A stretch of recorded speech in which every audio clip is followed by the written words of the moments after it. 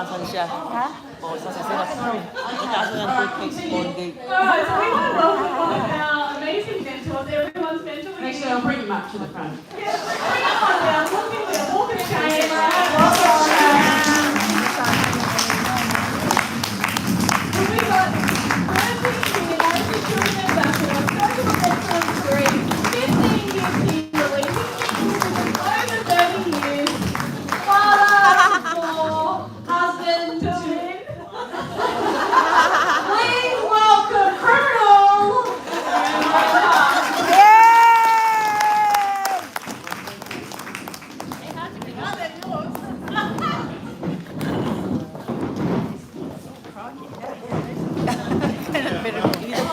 There we go. Free again. Australia started out as a penal colony. They're doing their best to turn it back into one. I swear that was planted. The kind of funny thing is they picked the toothpaste. It was the first product that I really got my mind that I felt like I could sell. It was the 1824, so I'm actually probably the biggest 1824 fan in the room. Yeah, what are we doing? Oh, okay, good. We have to wait a minute. Just survive. Awaken. Is that good? Good. We can hear. Okay. I'm told that I'm going to talk a little about my favourite subject myself. And so that's what I'm going to do. I was having photos taken with people at lunchtime for the sole thing that I've been in the business longer than they have, which was, I'm not sure that's what I wanted to be remembered for. Anyway, here we are. I was introduced to this, but I was actually working with, well, not so much with Don McMillan, but in the same building. He wouldn't deign to look at me because I didn't do enough to stop. I was in the don't get dirty section of the office, which we will look down upon. But yeah, we were all working there, and I was looking for another business. Well, Lynn and I were looking for another business, and we had, I think, 3 young kids at home, and another coming shortly after. We were looking around, and we looked at all sorts of interesting businesses. We looked at opening the first Domino's Pizza in Toowoomba, which is intriguing since I'm highly gluten intolerant, couldn't eat pizza or anything much to do with it, so I'd be hopeless on the leftovers every night. Then we looked at Subway stores, and the first ones in Toowoomba. Strangely enough, the people that ended up owning them, the other ones ended up in our downline years later in Newstead. So we were looking around, and every weekend we'd go away and we'd look at businesses in Byron Bay or Mackay or Rocky or somewhere to buy. And what we realised is that nearly all the businesses that are for sale for one very simple reason. They're not actually making any money, or at least enough to be worth the effort that people are putting in. And so really what you're doing is you're buying someone's problem on the hope that you can turn it around in some way.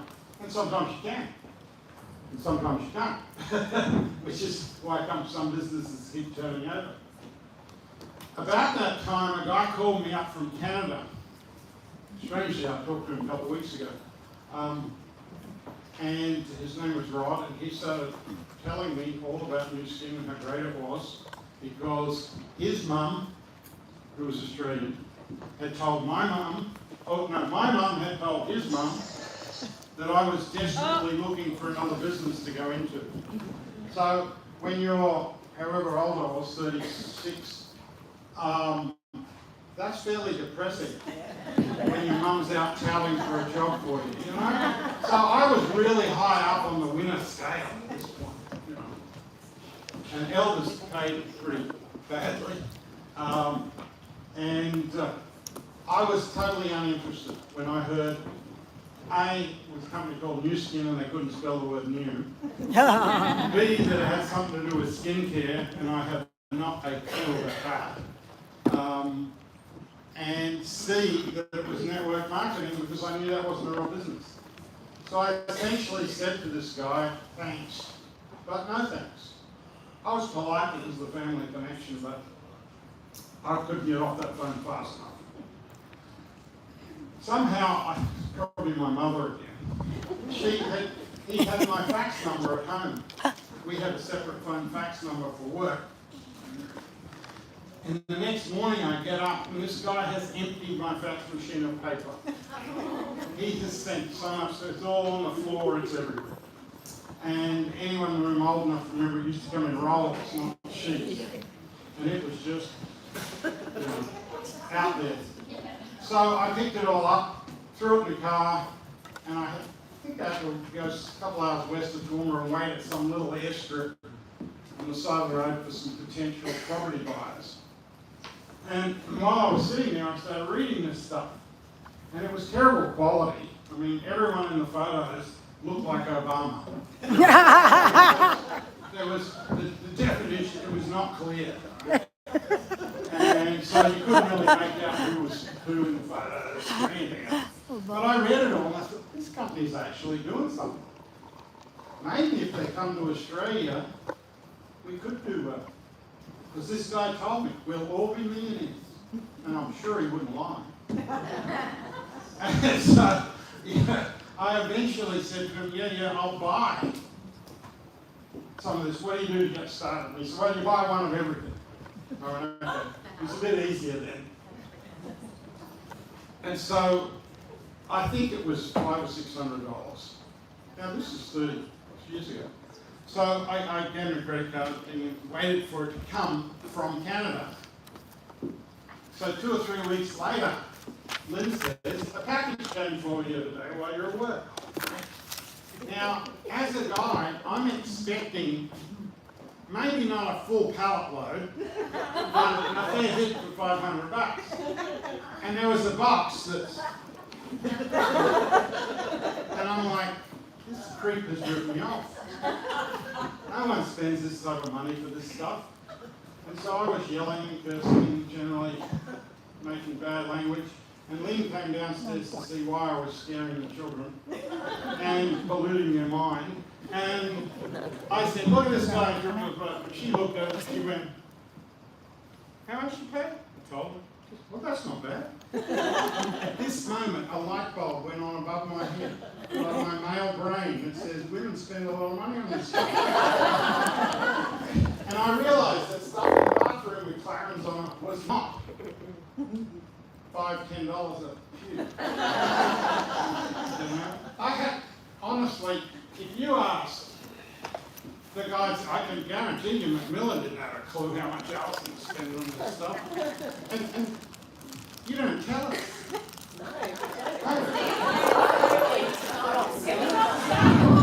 It's kind of like when we buy that car and pay all the extra for the fancy mag wheels and then tell you they were included.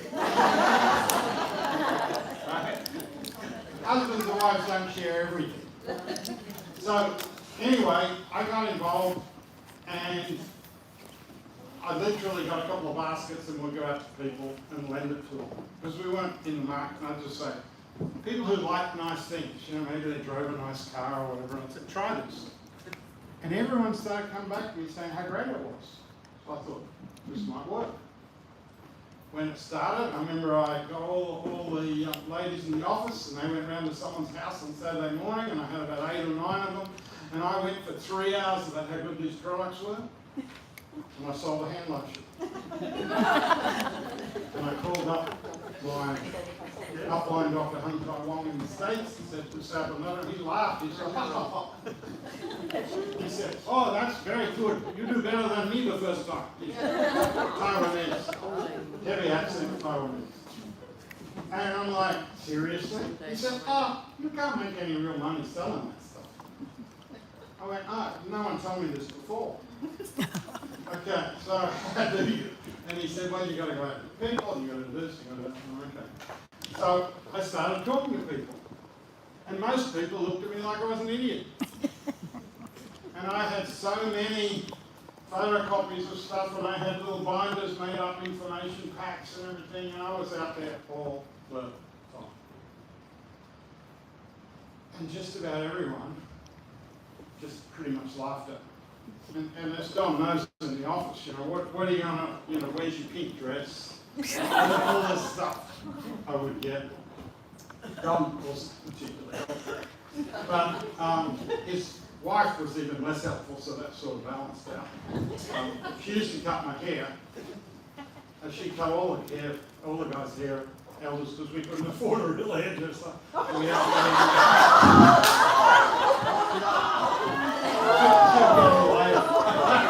you can see the look of fear. I'm going to kill you later. So, she was the real hairdresser. But we didn't go to a salon because she looked after the elders guys much better. It was much less expensive. Do you want a shovel? So we were there.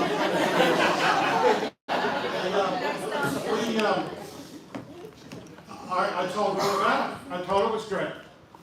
And she took great pride in telling me why it was crap. It wasn't in the shops. How could it be any good? It's good because it isn't in the shops. What do you think? Sounded good. Eventually, she agreed to try it. And I said, well, you can only buy it if you buy a package, this box. Business in a box. Which is essentially one of everything at that time. We only had about 8 or 12 products on that. And we had this great shampoo A and shampoo B. That was what they were called. One smelled like coconut, one didn't. That's the only thing I can remember. She says, I don't want those. They come in a pack. So I'm a hairdresser, I know better. I never used good ones. I said, whatever, they come in a pack. Throw them out, use them. Alison, being Scottish, could not bring herself to throw them out. So she used them. And about 3 weeks later, she calls up and she says, you're a bastard. I said, thanks. She says, these products are really good. So I told her that. She said, how would you know? You're telling me they're good, I must be right. She figured I was right by sheer luck, which may well have been true. But it sort of started rolling, and finally someone said yes. Other than my brother-in-law, who joined the same day I did, and used it as a reason to meet his girlfriends for the next 3 years till he quit. Problem with that is when they break up, they'd quit. Because he'd move on to the next one, she'd go to a new skin meeting and he'd be there. It was something else. Graham's dating service for Lynn's brother. Just wonderful. We go on, all this disaster stuff happens. Oh, Malaysia's going to open. Well, that's good. I'm a blacklist by now. I knew what I was doing. So I go up to Malaysia. And I'm running up credit card debt like you might believe. We're talking to hundreds of people, and we have a couple of hundred signed, ready to roll, everything else. Suddenly, the company's banned from opening in Malaysia. Literally. They just said, no, whisky's banned. Well, it could have been something to do with the fact that the Minister for Consumer Affairs, which controlled that, was given about 1 million shares in a competing company on the condition that we weren't allowed to open. So we had the office, the staff, everything ready to roll. I had to call up a couple of hundred people in 2 days to tell them that the business that they'd gotten into was not happening, and then go home. And I went home with probably 15, 20 grand or more in credit card debt that I didn't know how I was going to pay back. And so that was very interesting. I went to my back shed and looked at the wall for quite a while. Until I realised that our Australian business was still going, thanks largely to Alison and a couple of others. But realistically, it took a bit to over that. They say that you go through things in your life and there's points where you can go one way or another. And I can tell you that was a point of 2 years into the business where I could have easily gone out the back door quite happily. I was not happy at all for very good reasons. In fact, Luella's sitting in the room and her upline was in Malaysia with me. And she knows what I'm talking about. He wanted us to go to like where the long huts are in Borneo. Yeah. That's right. Yeah, we nearly. Yeah, go to Borneo. That'll be the opportunity. You know, we were must admit, at some point we stopped listening. But yeah, it was interesting. Then Malaysia then did not open for another 5 years. And they decided to open it, and the opening date ended up being about a month after 9/11.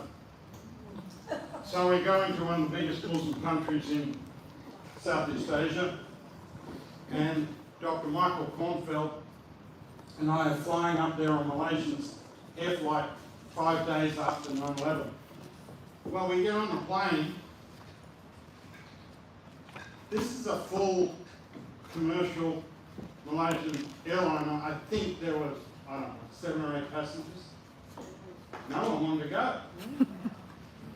My mother's freaking out, everyone's freaking out. Yeah, go up there, you gotta be blown up. Yeah. So I get up there and I'm staying at the Shangri-La Hotel, which is a lovely hotel. It's the Twin Towers. In KL. Why would that be a problem? But no, actually, this is 5 years I've kept up contact, and so most of those 200 people have gone, but a couple of people. And he was very well known. He was the head of MasterCard in Malaysia. And he'd actually been hit up by the company to see if they about running their Malaysia operation at one point. So he knew all about it. And he says, oh, good, glad you're in town. Let's go to dinner. Where are you staying? I said, I'm staying in Marriott. He goes, are you me, idiot? I said, why? And he said, it's American owned.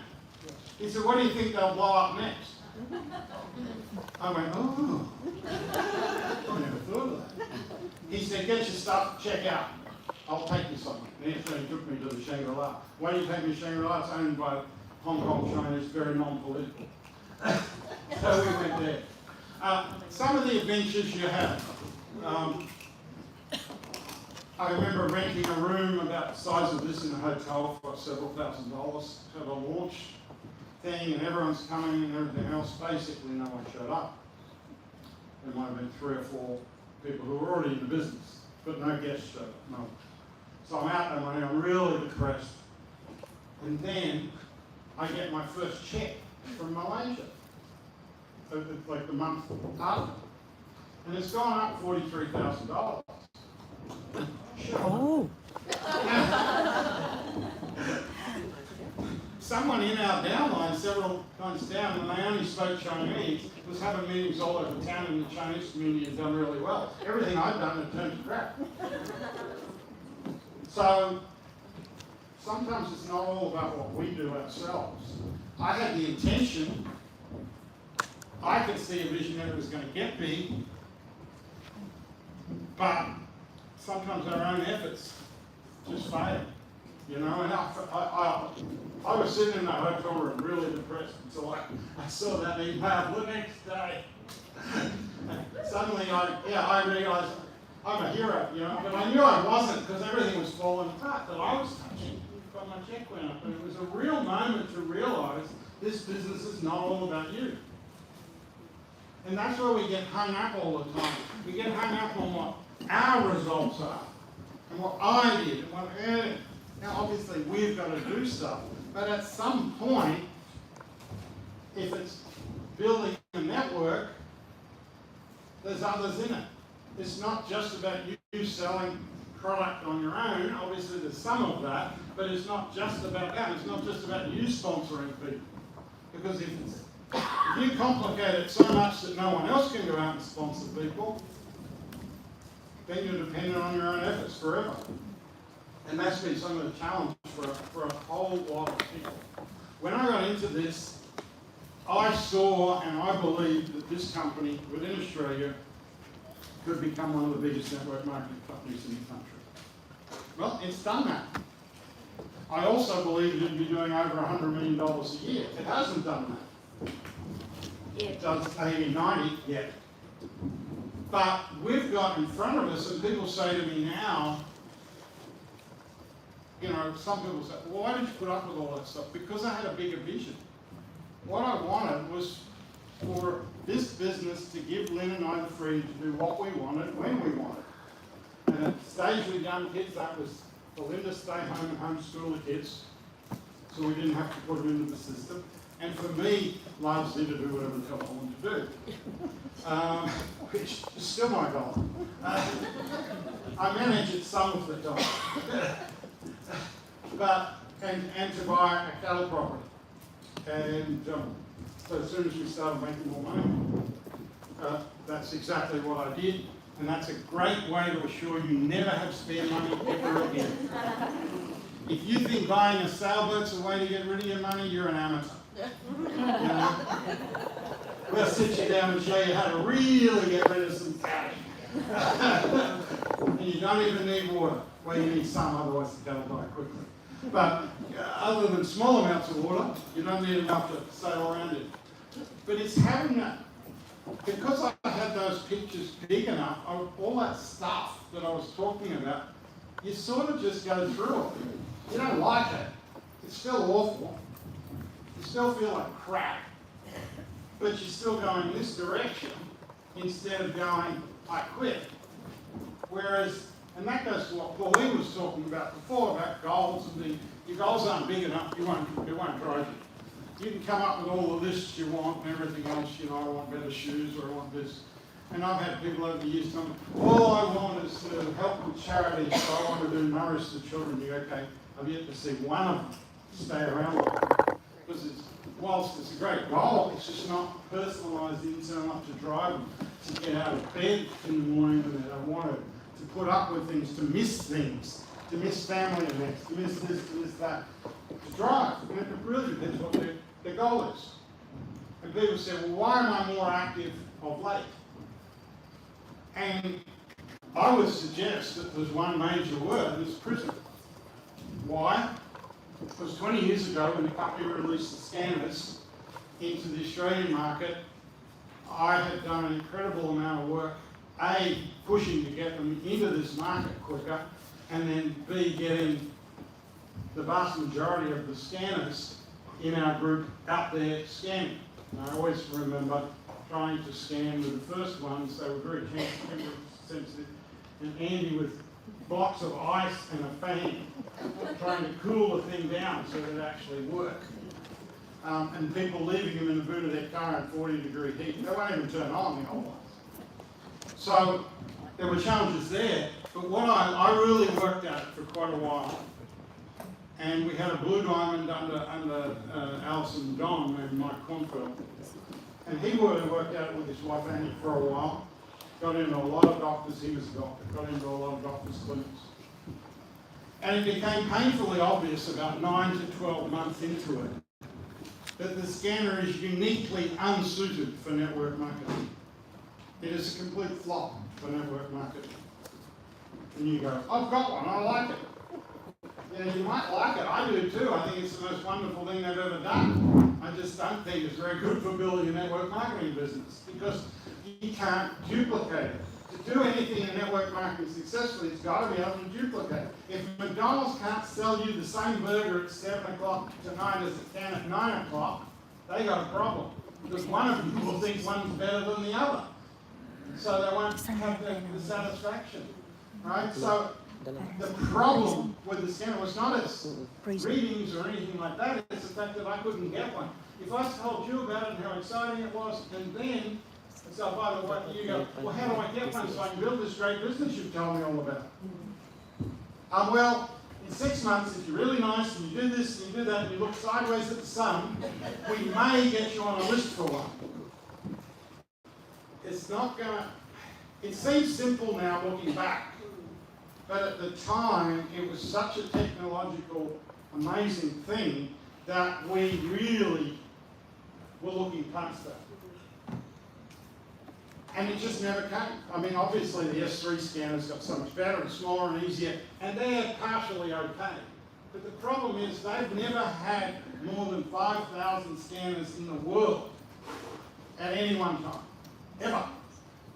In fact, I think it's 5,000 in total, which means there's probably never been more than 3,000 or 4,000 operating at the same time. What the PRISM does is the promise of letting people monitor their health better and get much more loyalty to the supplements because they work, that we can put one in every home. Now, does everyone want one? Is everyone going to pay $500? I don't mean that. But certainly in every brand rep and in every brand affiliate, hands so that they can get them out there. My own view is I don't believe the company should allow anyone to buy them who doesn't have a 100-point subscription. That argument's going back and forth within the company right now, but who knows what they'll do, that's just me. You can certainly operate that in your own business anyway, how you want. But the potential of what I'm seeing now is bigger than anything I've seen for that 20 years. It really is. There's somewhere around 46% of Australians taking supplements. It's massive. 95% of them don't know if they work or not. And I'd say probably 70% of them, they don't work. They've all bought whatever brands, because about 70% of the brands on the market don't do much. So if we say that, what about if we can get out there? What if we can get out there and we get, of that several billion, I think it's $3.5, $4 billion market in Australia for that. What if we get 1% of that? 1%. That's a 50% increase in our current annual sales. What if we get 10%? Suddenly we're massive. What if we end up 10 years from now with 1 million homes across the country for the PRISM? Because what's going to happen is every time you do it, and the kids see you doing it, and they're doing it, and everyone, oh, how do we get our scores up? So if they're spending $150, which is about an average subscription order, they'll be spending probably $250 after a while. Because there's that constant monitoring. It's kind of like with the scales. You know, you step on them in the morning after a big night of pizza and beer, and you go, ooh, we better be a bit more careful today. It's a salad day. You know? And that's the sort of awareness that we're going to be able to have. We've never had that before. That suits network marketing. Network marketing really suits some things. It always suited what the scanner would do, but we couldn't utilize the promise of that technology. Now we have that potential next year to do that. We're in a really interesting spot. There's a window that's just starting to open that is absolutely massive. And that's absolutely massive whether all you want to do is sell stuff to a few friends. You know, maybe you're a 2,000-point brand rep or a 3,000-point brand rep, or whether you want to have a room full of brand reps or rooms full of brand reps. Either way, it's a bottom-end product in the sense that it affects you and your house and your health and everything else, but it's a top-end business story because it's pretty easy for me to say, Susan, you've seen this, it's really exciting. What do you think will happen if we get 100,000 of these out there? Or I mean, imagine if you had 1,000 distributors and or customers in your group who were on subscription already. Let's say they're doing an average of, the average order, 150 points.